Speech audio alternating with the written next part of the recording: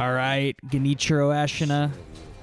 I love this boss fight. All right, so start by blocking his bow and arrow move, and then he's gonna follow it up with either one or two sword swipes. So go ahead and try to parry those.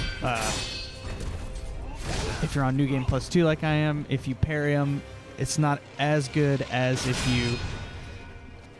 you block them, it's not as good as if you can parry them, but you know, I'm on New Game Plus 2, but again, I'm an average Sekiro player, so I still use the parry dance. I still haven't gotten all the parry timing exactly right. I did get that one, that string of moves that he just did right there. I do have that one pretty good because he does that in basically all of his fights. And also when he does the jump move like that, and he does like the vertical slice, in the first round here, he always does a thrust, so you can always Makiri counter it. Basically, it's like when you see the kanji disappearing. See, there he goes. Makiri counter that again. And that gets so much posture.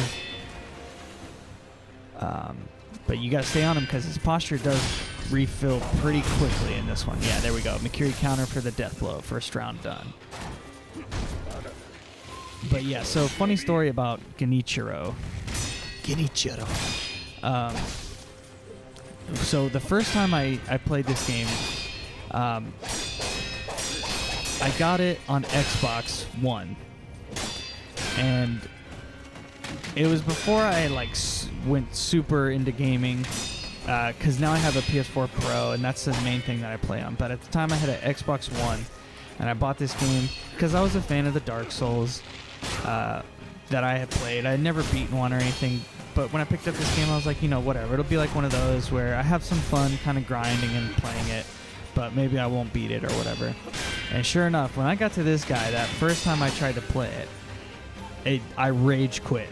I rage quit because of this guy. He's so hard if you're not dedicated to actually learning the systems and learning the, at least learning how to do the parry dance. Learning to get away from that one, which I failed to do here. But that's all right. That's why shadows die twice. You got another chance. But yeah, so I rage quit on this guy the very first time I played it. And then I got a PS4 Pro, like I said, and I played Bloodborne, which was the first game I was actually introduced to in like the whole From Software lineup was Bloodborne. And I always wanted to play it, but I only had an Xbox, so I ended up getting Dark Souls 2 was my first FromSoft game. So take that as you will. But rage quit on him, got the PS4 Pro, started playing Bloodborne. And Bloodborne, for some reason, the whole parry system just makes so much more sense in Bloodborne. Like, you just shoot them with the gun right when they're about to attack you. At least it did for me. And I beat that game. And then I was like, you know what? I want to try Sekiro again.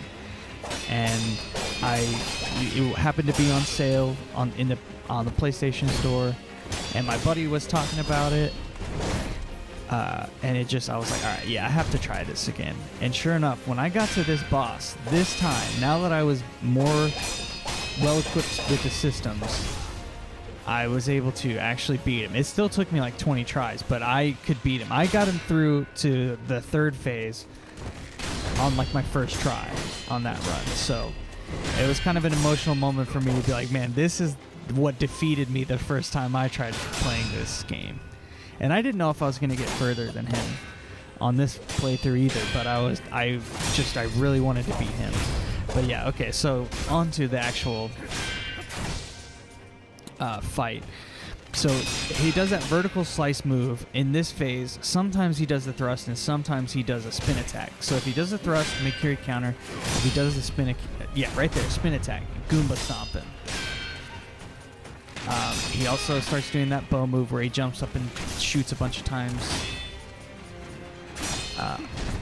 I just try to do the, the parry dance and hope for the best on those arrow shots. Yeah, so don't try to thrust him. Okay, also, if you didn't see my Lady Butterfly video, This is New Game Plus. Should be pretty apparent from the title, but I do have a bunch of combat arts that you might not have if you're playing New Game or New Game Plus. So that was High Monk, and it is probably the most useful combat art against like human bosses, in my opinion. Oh man, I don't know how I got out of that one. I was posture broken and everything. There we go. Second death blow. Alright, phase 3 of Genichiro. So he always starts with that. And yeah, you can Makiri counter it, or you can try to get behind him. If you can get behind him, you might be able to get a few more hits in than if you just Makiri counter it. But yeah, here he's still doing that jump, that vertical slice move. Yeah, watch out for that move, because that move will like pretty much one-shot you. If like after he does the big like jumping thrust, he usually does another like unblockable, like perilous move. Okay. Man, I can't believe I messed up that lightning reversal. But yeah, after he does that, if he lands it, he will always do another or an unblockable move, and that thing can like one hit you. At least in New Game Plus. I can't remember about New Game.